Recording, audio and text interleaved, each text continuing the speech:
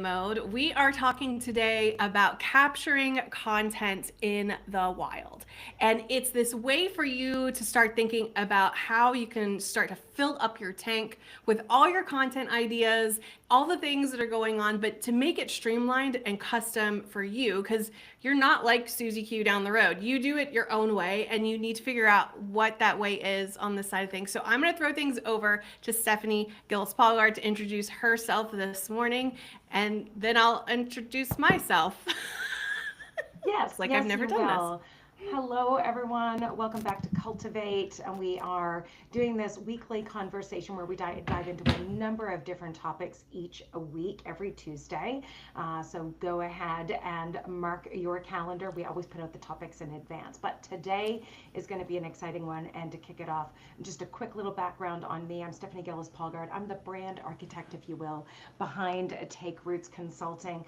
I help small business owners and nonprofits really use the traditional, the PR, the marketing to build awareness, to drive those conversations on and off a line, and start to build those meaningful relationships. So let's dive in. Elizabeth, I'm going to pass it over to you. I know you've been busy pushing all of the buttons. That's one of the things that we talk about a lot here on Cultivate, to introduce yourself, and we are going to dive right into how we can start taming some of that content out in the wild.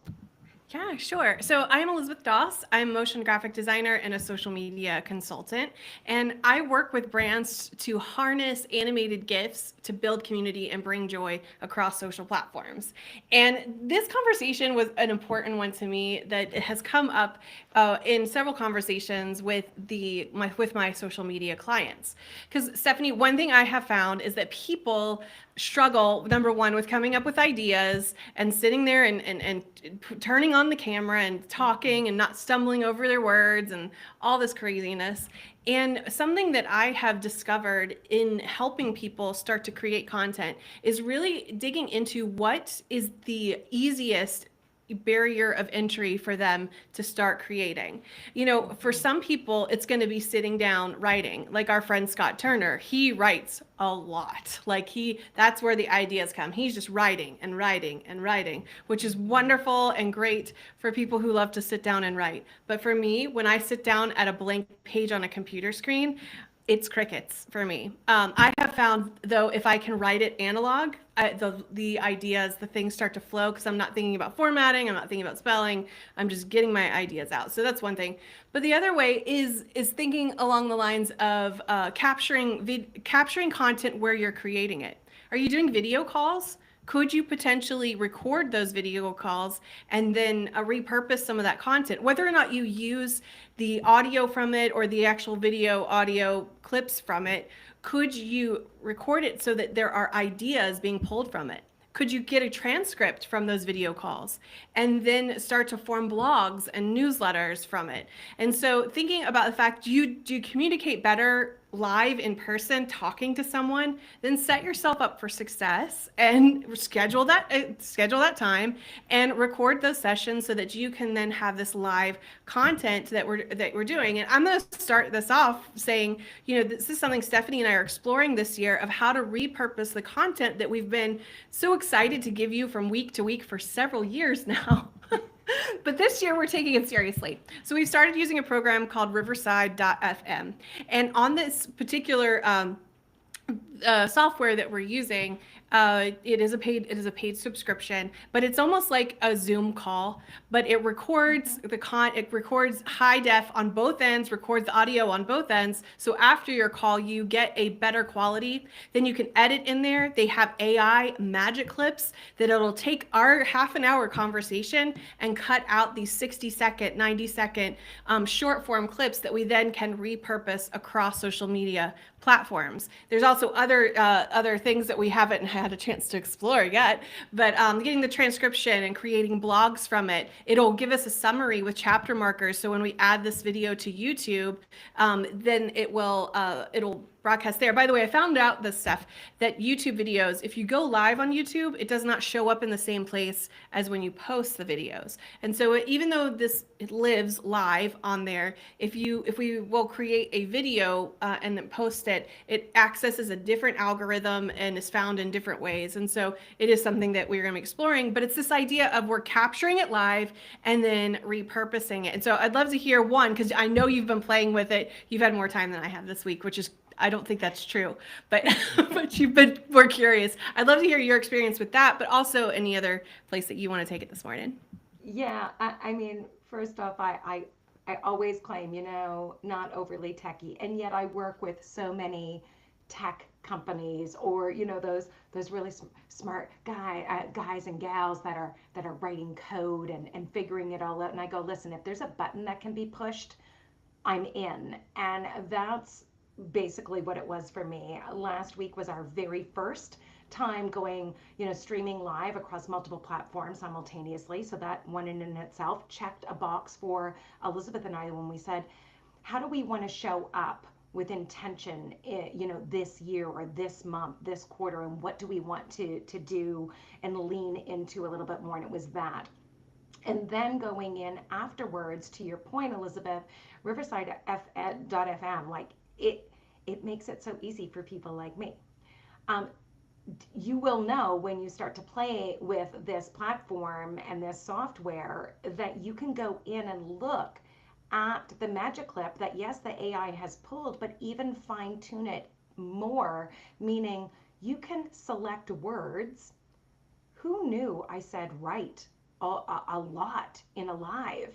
And I went in and went, oh, that's cringy. And so I went through the clip and literally started picking out the transcript, and deleted the word right. And just like that, the AI or the editing software within it literally cleaned it up. And when you do the watch back of that 15-second clip, it's seamless. And again, I think I removed it in 3 different parts of what was a longer clip, and just seamless. So if I guess the message through all of this, if Stephanie can do it, anyone can do it. Because I don't have a lot of time. I don't want to download more editing software programs. And this was part of that exploration that you and I did about how can we put more time back into our day or our week to actually deliver on the client projects that we love to do so much, but also still show up for ourselves and for our business and for our community and add that value. And already just our second live in, I'm seeing that reward of what I was looking for in it. So yes, we're showing up weekly and we're delivering this content, and it was like, okay, well, now what do we do with it? And now, thanks to, again, a very easy platform for somebody like myself and many others to jump in and start playing with, it will now be able to give us both individually and together for Cultivate these clips of content that capture those moments. So last week we were talking about evergreen content, and now this week is really about, and you talked about this last week too, Elizabeth, documenting what we do every day. And then I started thinking as I was preparing for today's conversation is, how would one go about doing that? And you've already, touched on so many great ideas, but if I may, I want to just highlight a few more that maybe will help people remember you are already showing up, but just capture it. So think about this. One way is to celebrate your wins in real time. Okay, so maybe you just landed, you kicked off a new year, a new month, a new week. You have been working with, or at least conversing back and forth with a potential client, and you've now landed that client. Hey, that's a great milestone. Maybe you've wrapped up a big project that you've been working on, whether that's for several weeks or several months. Maybe there's some highlights in there that you want to be able to capture in real time. So being able to, again, we all walk around with a phone all day, every day, so go ahead, make those little pieces of content and share those out into your community. When you talked about Zoom calls, or if you do any kind of virtual meetings with your clients, with their permission, go ahead. Yes, absolutely. Capture that. If you're recording it anyway to maybe send as a follow-up to your client because you've given them some homework to do, and or you're maybe teaching them, have a step-by-step tutorial in there, well, great, that's wonderful for your client, but maybe you want to repackage that or repurpose that and share it out with your community in another way. It's already there. So again, we're already documenting many of the things that we do inside of a regular day or in the life of Elizabeth Dawes. Now, how do we repackage that so that it's less overwhelming? And I've got a few more tips and tricks to share, but I want to pass it back over to you, Elizabeth. Yeah, sure. I'm so glad that you brought it. I've completely skipped the text-based editing that Riverside.fm offers. This is something that I've used in CapCut. I don't know if it's now still part of the free version or if it's you have to pay for it because they were testing it out. But Adobe Premiere also has text-based editing where I love that you get to just edit the Word document and it chops up the video for you. It just, because it gets so fidgety when you're trying to like squeeze it in there. And anyway, so it's super annoying on that side. So, but it's really nice to be able to clean up the clips to be able to do it. And with Riverside, it does auto captioning, all that stuff. Okay, set that aside. Okay, Stephanie, I was playing with something today. That I'm super excited. I meant to make a little video to share with you guys. Maybe I can make one and drop it in the comments, like on LinkedIn or something. But and maybe I'll make a reel out of it. But something that I have done with clients in the past is use apps like Marco Polo, which is like a video messaging app where you just drop ideas for one another in it. And they've gotten to the place where you have to pay for it, blah, blah, blah. But guys, there's a new update in your little iOS phones that the Notes app itself, which is super powerful. I know you may just use it to write down grocery lists, but it's much more powerful than that. If you create a note in your app, at the bottom there is a little, you're not gonna be able to see this probably, but there's a little paper clip. And when you tap paper clip, it now says record audio right there. Why is this important? There are times where I have an idea flowing and I want to hit the little microphone and let it take its little time to type it out. But if you're out and about and Wi-Fi signal is not strong, it's a way for you, be strong. And it's not.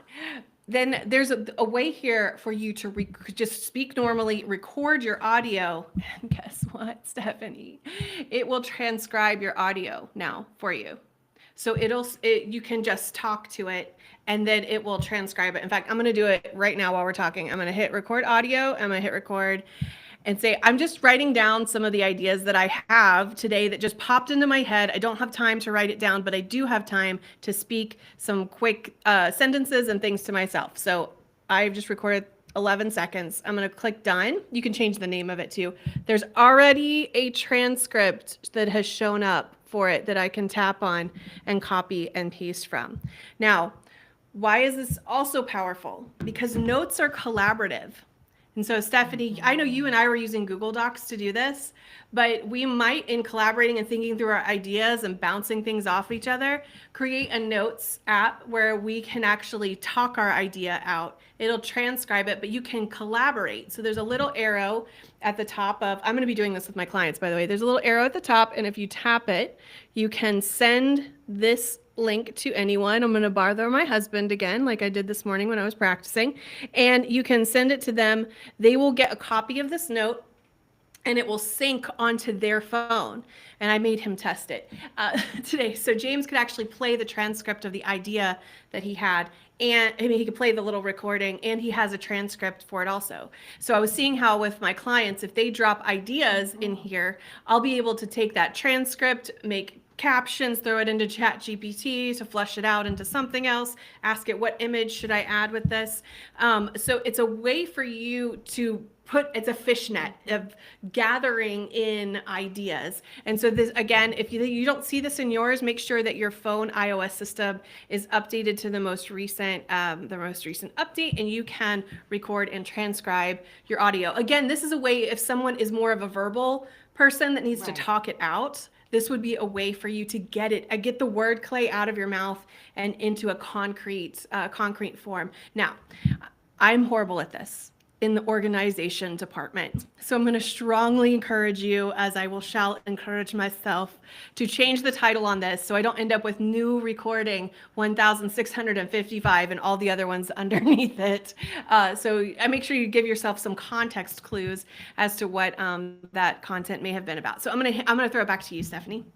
That is fantastic. I wanted to ask though, so we're talking about, you're an iPhone user, and do we know same thing, same setup for Android? We haven't yet been able It's to play or ask people about that. So if anybody's listening and tries that and then they're using it on Android, do let us know. I would say if it's Android, it's probably more like in the Google realm of things. So what I would search for is a Google Doc, and then like on the desktop, I don't know if this is true in the iOS part, but under tools, there's a voice typing thing that you can do right now in Google Documents where you can dictate to it. And actually, I have found it to be one of the most native uh, re- capturing idea versions of that. Like, so it lets you pause, it lets you think. Whereas Siri's gone. She like, well, don't please. I said her name. I've invoked her. She listens for 2 seconds and she gives up on you. Like, you are too slow. I can't stand here any longer. But with Google Docs, when you hit tools and you hit voice typing, you might be able to do that. And I don't know what that looks like. I actually do have an Android in my vicinity now. I will have to dig in and see if there is a way for people to capture on in that way. Back to you, Steph. And the only reason I ask is, let's be honest, I'm an iPhone user as well, and I assume everybody uses iPhone, but we know that that's not the case. And maybe there are some clients as well that are, again, if you're, especially because I love the idea of being able to share that with a client, Elizabeth. So to be able to understand what it looks like on both systems, that would be good to know. Okay, back to some more ideas for where or how we're going to tame that content. I was thinking about, listen, again, we talked about documenting our day and how we're out and about. Um, Turning your errands into content is something that I've been playing with. So again, I'm a service-based business. So, many of my tools are either on my phone or in my notebook or my laptop as I'm walking around, right? But if you are a business owner, and you have to go pick up supplies because you create something with your hands. We know many people, small business owners who have now turned what is a hobby into a full-blown business. So whether you make bead bracelets to, beautiful earrings, or you create notebooks or leather products, like when you're interacting with those suppliers, when you're picking up the next materials that you need, when you're packing up a shipment to send out. How many of us have watched an unboxing video, right? People doing their unboxing. They've ordered clothes and now they're doing a full fashion show for you to let you know. But how about reversing that? And now we're packing it up. And what's those extra touches that we do to make that experience for the client that bought a one-of-a-kind piece? I'm thinking of Sally's blooming bags or other things, right, when they're packaging it up. So think about those errands that we have to do in our business all the time. How can we turn that in? Setting up your phone, capturing those moments, walking into the store that has to pick up the supplies, picking up or replacing a tool that you use. As I said, this is my tool, this is my tool, but maybe there's, replacement batteries, or Elizabeth, you have tools, and I know that you've done videos on what are my favorite tools to help me make my my content. What's a tool that has been given to, as an example, keep my latte warm on my desk?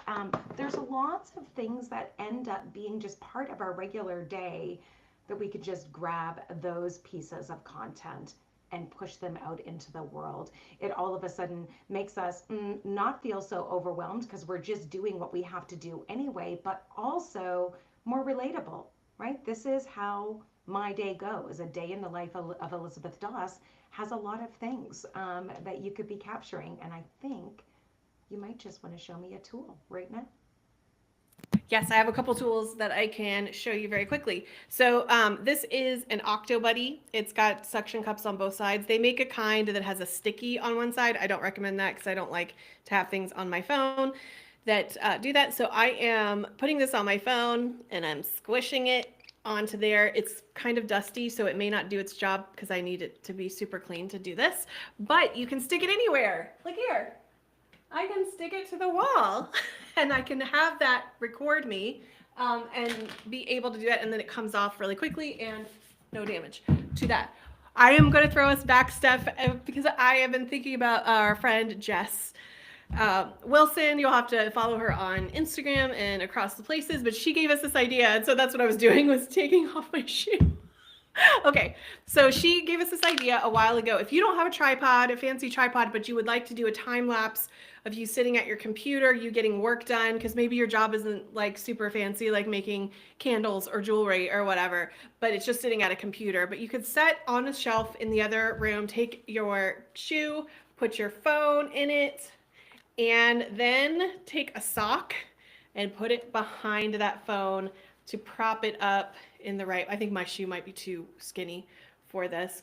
I would go find my husband's shoe, but then use your socks to prop up that and be able to record yourself. Anyway, so those are like two of the quick ideas on that side. But this is something Steph and I talk about, is this idea of B-roll, where you start to collect these little moments from your day and then put those in there. And like, see, even at Instagram, it has this feature built in that you could add multiple scenes. You can remove the audio from those scenes when you click the little speaker looking button in the edit thing. You can turn down, like say you take pictures of your feet walking outside. Well, you don't want the crunch, crunch, crunch of gravel or other things, and you might want to add music.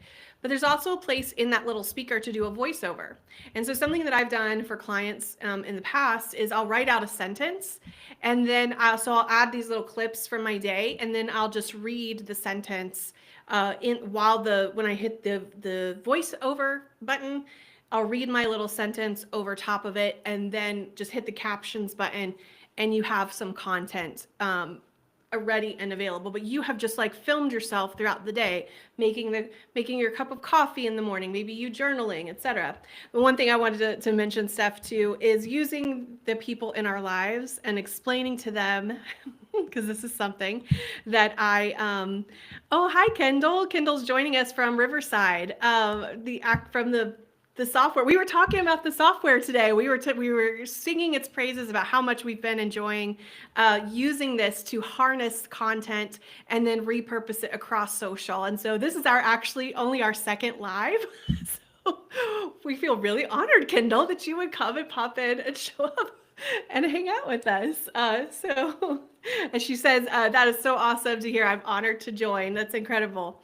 But we were talking about this idea of capturing content in the wild. And I have told my husband that it is a love letter to me when I hand you my phone and say, snap my picture.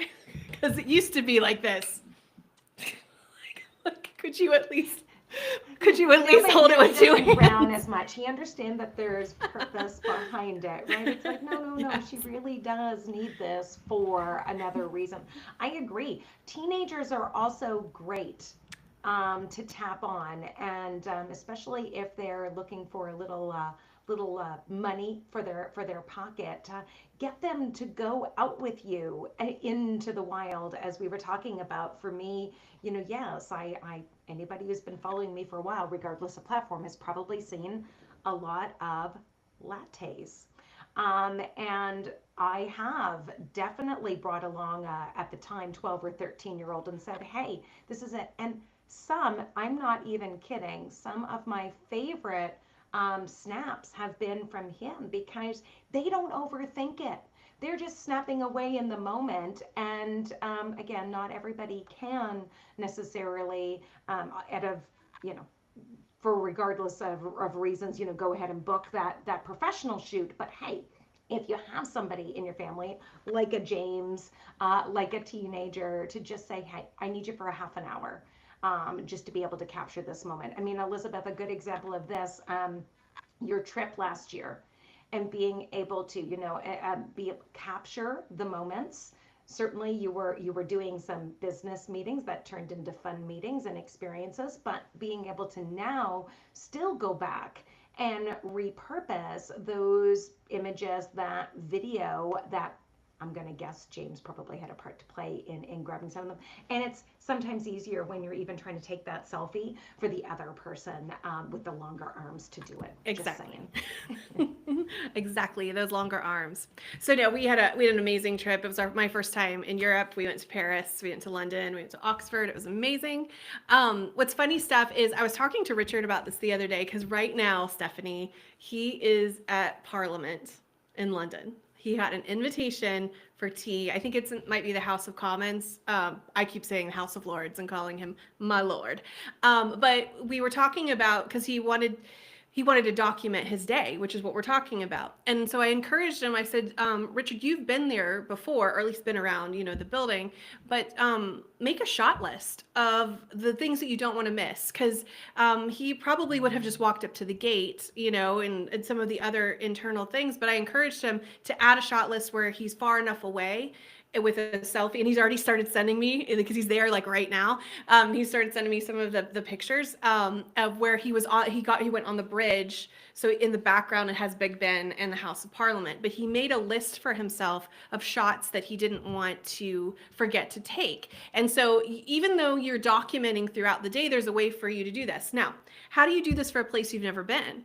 Well, do your research. You can go online and search the place. I love to do this on Instagram. You can type in the place. Let's say, since we're there, if you type in Big Ben on Instagram, and instead of going to any of the accounts or the posts, there's a locations tab, and you can dig in to the location itself, but any of the little locations around it to kind of look at places that you might want to go to connect to it. Same with so this is what I did for our trip in Paris, because Scott made recommendations for some restaurants and some hotels and like some things to see while we were there that were a little bit off the beaten path.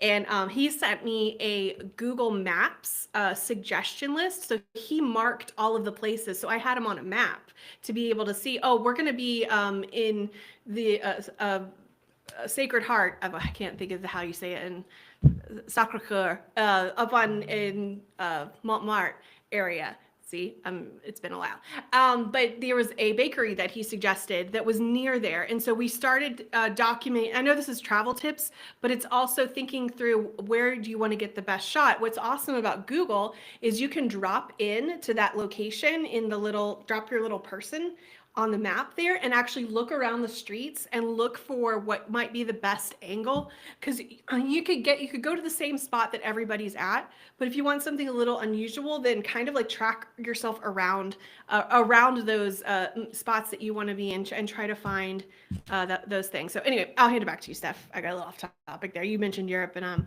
gone. Well, we're planning our trip. We're going to go see Richard. I personally just FYI, I know he's very busy, but if he watches this back on the replay, I did say to him, try to ask for a teacup.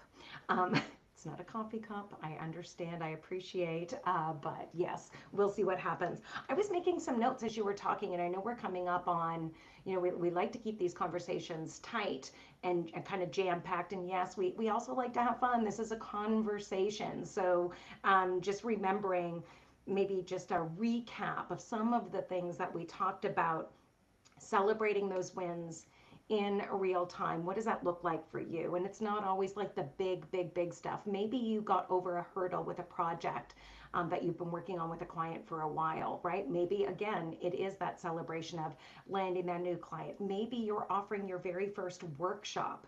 I also want to encourage people that it doesn't need to be so polished. Now more than ever, I think what's resonating with people is that it doesn't need to be perfect.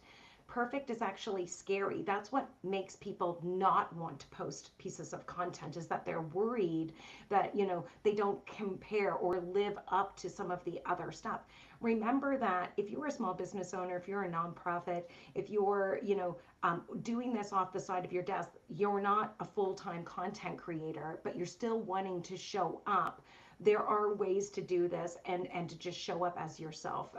We talk about it all the time. So think through that.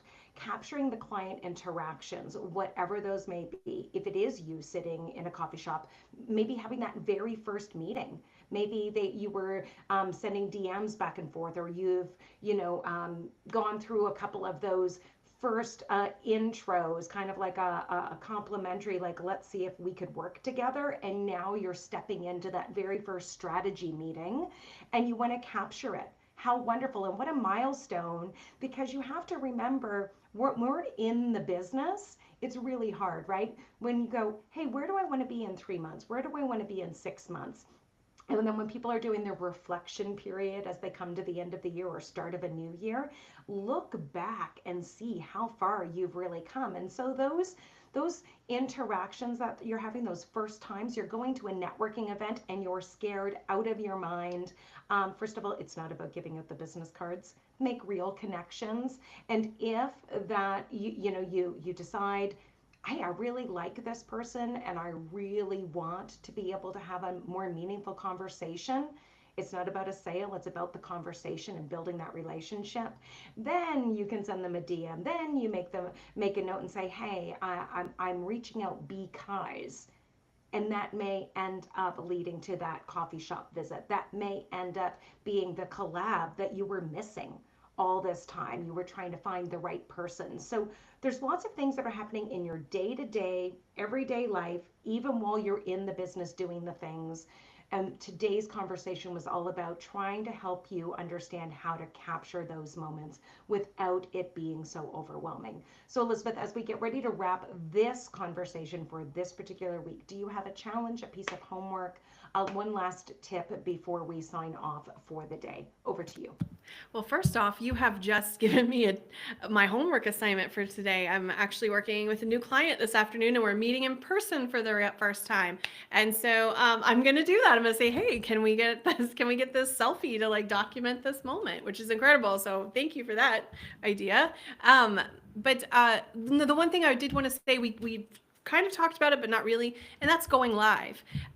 It's a really easy way, and it's very forgiving because people aren't expecting it to have the best lighting or the most steady hand or whatever, but it's just bringing people along. My friend Sean does this great when he shows up in the kitchen over at his restaurant and just starts filming whatever they're doing in the kitchen in the back and taking questions from people on live and asking the chefs some questions while they're working. And so it's just a great way documenting like on the go. So don't be afraid of that live button on Instagram. In fact, when you hit live, you can change the viewership, if you will, to private. So you can practice using that format to go live without anybody inviting anybody on there. So I did want to let you know that there's a way for you to turn that off so you can practice before you do it. But it's a great way to kind of show people what's going on. Because one thing, Steph, and so this is how I'll wrap up, but at the end of my trip last year, and different trips that I've taken, when James and I have gone cross country and all those things, there are people that'll write to me that are kind of homebound, and they say, I get to come along with you when you take me with you on your day or on your adventures. And so really remembering the fact that it may not even be this super crazy thing, but you may be just bringing people along in delight with what you're able to do, and they're cheering you on. And so I just wanted to throw that into the mix. It's been a great conversation today, and I will hand it back to you, Steph, to wrap us up. Oh, wonderful. Thanks, Elizabeth. As always, I so enjoy these. They're the kickoff, and I get to enjoy a latte first thing in the morning, which anybody who knows me knows that's my love language. Wonderful. Well, thank you everyone who has joined us. Kendall, thank you so much for being in there. I just saw you jump in the chat again. We are big proponents for Riverside.fm, and I'll be playing even more with the editing tool today. I'm telling you that text-based editing is a time saver, a lifesaver for somebody like me who always claims to not be techie, but it hits just right when Seriously. You're trying to narrow that down. So I'm really thrilled with it. And next week, we will be back streaming yet again right here on Riverside.fm live across Facebook, YouTube, and our friends over at LinkedIn. So if you're watching this on replay, thank you so much for being here, and we will see you again next Tuesday. Bye, everybody.